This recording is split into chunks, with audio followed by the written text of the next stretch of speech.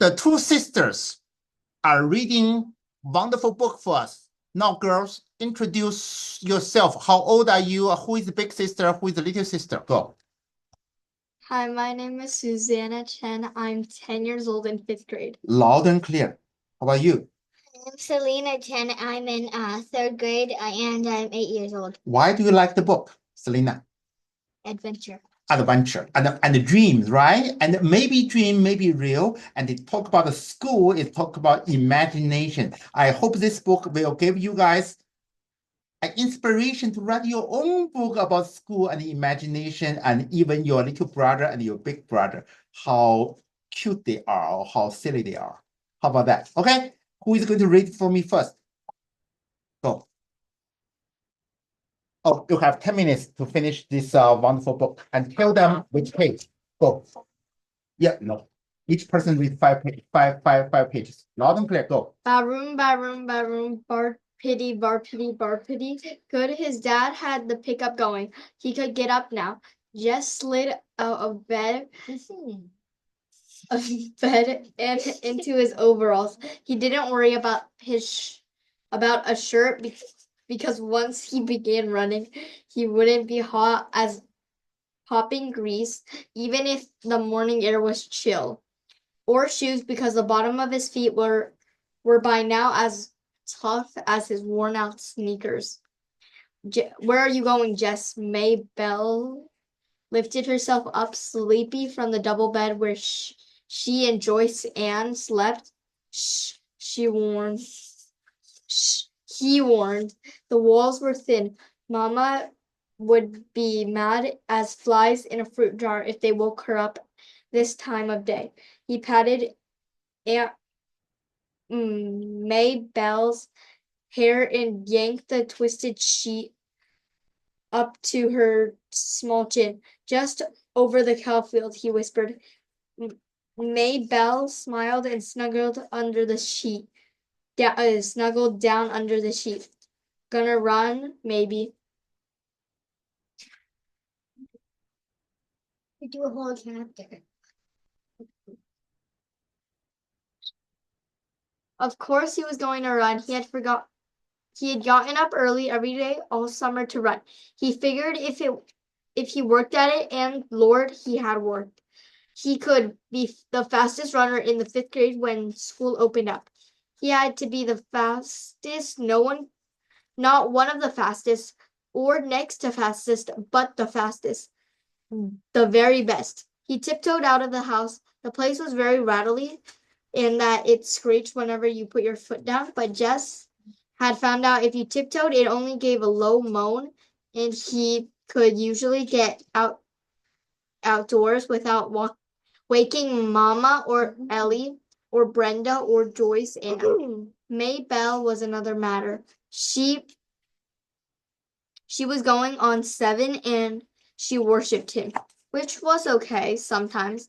When you were the only boy smashed between 4 sisters and the older 2 has deprived you ever since you stopped letting them dress you up and wheel you around in their rusty old doll carriage, and the littlest one cried if you looked at her cross-eyed. It would be nice to have somebody who worshipped you, even if it got unhandy sometimes. He began to trot across the yard. His breath was coming out in little puffs, cold for August, but it was early yet. By noontime, when his mother get would have him out working, it would be hot enough. Miss Bessie stared at him sleepy as he climbed across the scrap heap, over the fence and into the cow field. Moo, moo, she said, looking for all the world like another May Bell with her big brown droopy eyes. Hey, Miss Bessie, Jessie said smoothly. Just go back to sleep. Miss Bessie strolled over to a greenish patch. Most of the field was brown and dry, and yanked up a mouthful. that girl just eat your breakfast. Don't pay me no mind. He always started at the northwest corner of the field, crouched over like the runners he had seen on the wide world of sports. Bang, he said, and took off flying around the cow field. Miss Bessie strolled around the corner toward the center, still following him with droopy eyes. Chewing slowly, she didn't look very smart, even for a cow, but she was plenty bright enough to get out of Jesse's way. His straw-colored hair flipped hard against his forehead, and his arms and legs flew out every which way. He had never learned to run properly, but he was long-legged for a 10-year-old, and no one had more grit than he. Lurk Creek Elementary was short on everything, especially athletic equipment.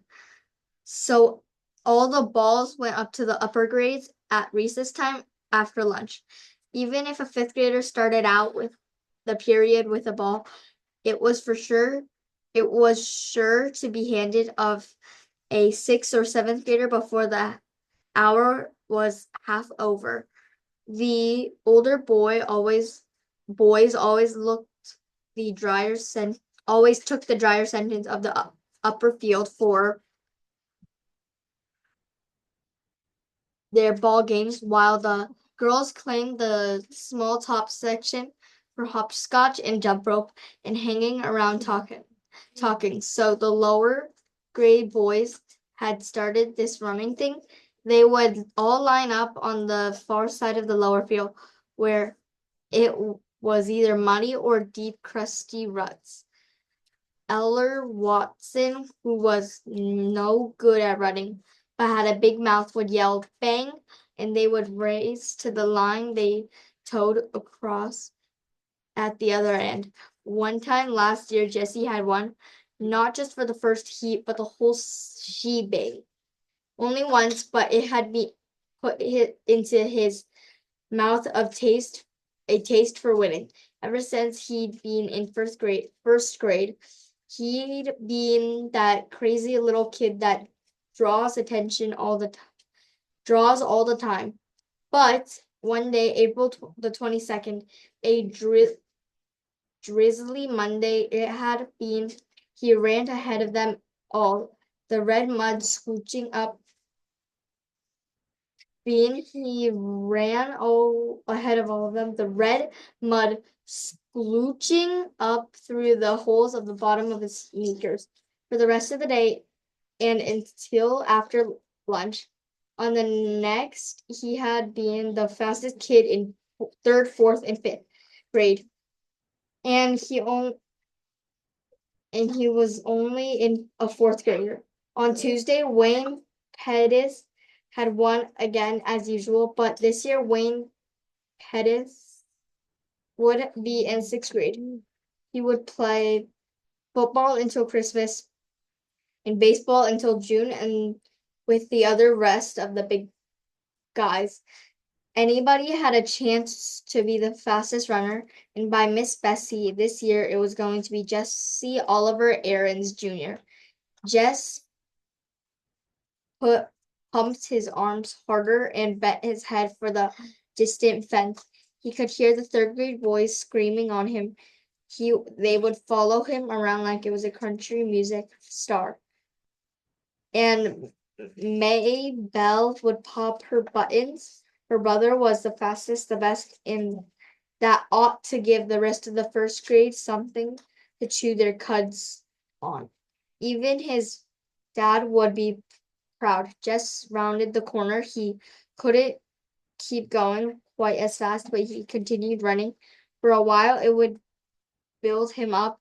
Aunt May Bell would tell Daddy so it wouldn't look as though Jess was a braggart.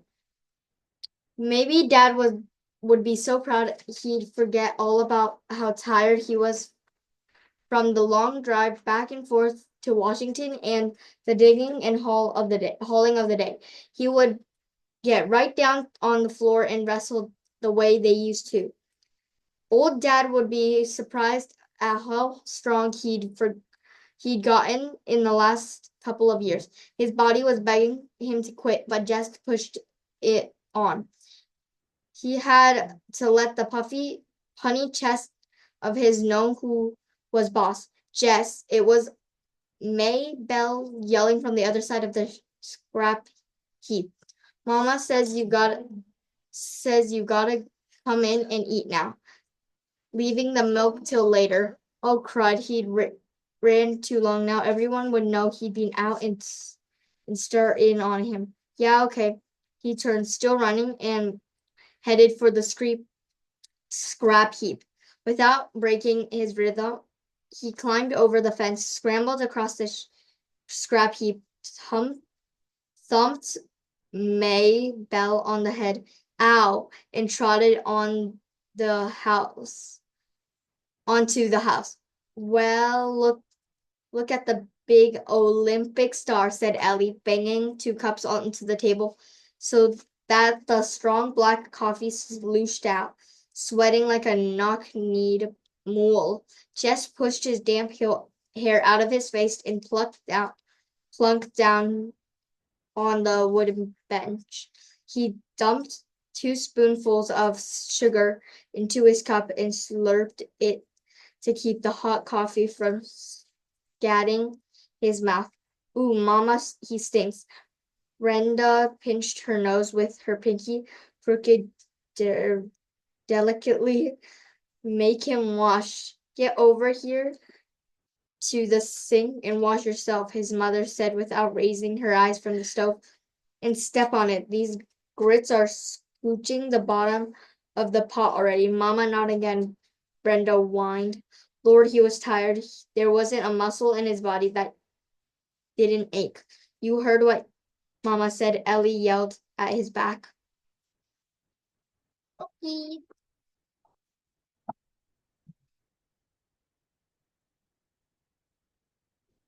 Good job, girls. Wonderful, Starting on wonderful. page Is it your turn, right? Yeah. Yeah, okay. Loud and clear. And which page are you going to read? Yeah, push her at front. 6 to 11. 6 to 11. Loud and clear, and you have to, standing there and give her a applaud. Okay. And whenever your little sister need help, you're going to, and you have to face the audience. Okay, wait. Selena, look at me. Look at here. So Here. yeah, loud and clear and dramatize. No, here. You can choose anywhere. Loud and clear and dramatize it. Go, dramatize. I can't stand it, Mama. Brenda again made him get his smelly self off this bench. Just put his cheeks down on the bare wood on the of the lap table time. I meant. Just see his mother was looking now and put on a shirt. Yes, yes, yes, He dragged himself to the sink. The water he flipped on his face and up his arms, pricked like ice. His hot skin crawled under the cold drops. Maybelle was standing in the kitchen door, watching him. Watching him get me a shirt, Maybelle. She looked as if her mouth was set to say no, but instead she said, You should help. What? You shouldn't Oh. ought. That's a word? Yes. Okay.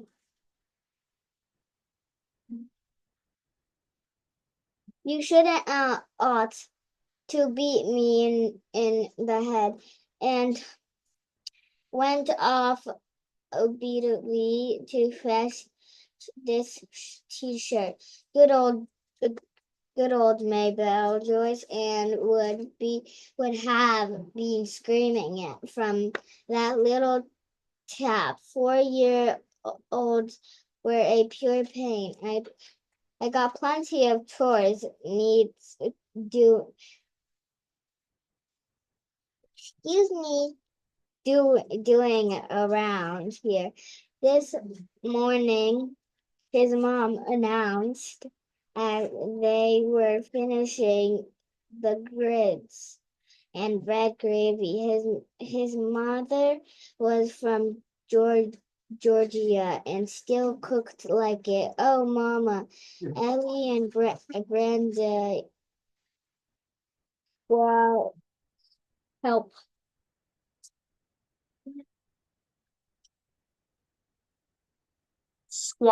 squawked in the in the in concert. I know that in concert. Those girls could get out of work faster than grasshoppers. Could slip through your finger. Mama, you promised me and Brenda we could go to Millsburg for school shopping. You ain't got no money for school shopping, Mama. We're just going to look around. Lord, he wished Brenda would stop whining so. Christmas, you don't wish Brenda would stop whining so Christmas. Oh, jeez. You don't want us to have no fun at all. Any fun. Ellie correct her primly. Oh, shut up. Ellie ignored her. Ms. Timmons is coming by to pick us up. I told Lolly Sunday you said it was okay. I feel dumb calling her and saying you changed your mind. Next page. Oh, huh? Nothing. Oh, all right, but I ain't got no money to give you. Any money? Something whispered inside of Jess's head. I know Mama will just take the $5. Daddy promised us no more than what $5. Oh, Mama, you remembered Ellie's voice was sweeter than a melted Mars bar. Daddy said last week we girls were going to have something for school. Oh, take it. His mom said angrily, reaching for her cracked Vinny purse on the shelf above the stove. She counted out 5 wrinkled bills. Mama, Brenda was starting again. Can't we have just one more? So it will be 3 each. No. Mama, you can't buy nothing for $2.50. Just one little pack of notebook paper gone up to now. Ellie got nosy and began to clear up the table. Your turn to watch, Brenda, she said loudly. Ellie grabbed her with a spoon. Jess saw that look on Brenda. Shut up her wine halfway out of her rose luster lipstick. Now, she wasn't as smart as Ellie, but even she knew not to push Mama too far, which left Jess to do the work. As usual, Mama never sent the babies out to help, although if he worked it right, he could usually get Maybelle to do something. He put his head down on the table.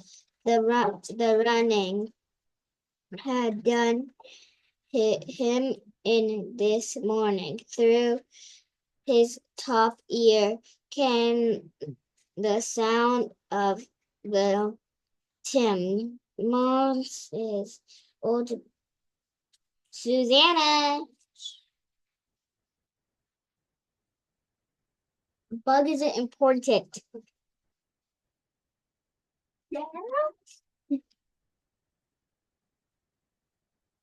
This B-U-I-O. Beak.